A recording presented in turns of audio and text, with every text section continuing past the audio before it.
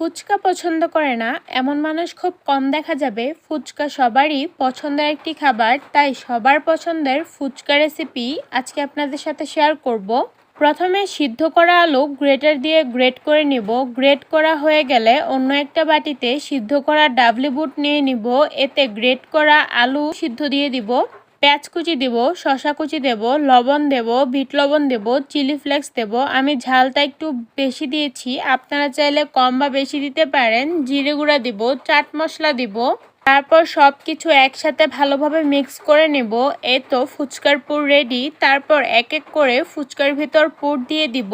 ফুচকার উপর দিয়ে ডিম গ্রেট করে দিব। এই তো আমাদের ফুচকা তৈরি। এই ফুচকাগুলো খেতে কিন্তু দারুণ ছিল। অবশ্যই এইভাবে একবার হলো ফুচকা বানিয়ে খাবেন। আশা করি সবার কাছে অনেক ভালো লাগবে। সো ভিডিওটা ভালো লাগলে একটা সাবস্ক্রাইব করে দিবেন। সবাই ভালো থাকবেন। আল্লাহ হাফেজ।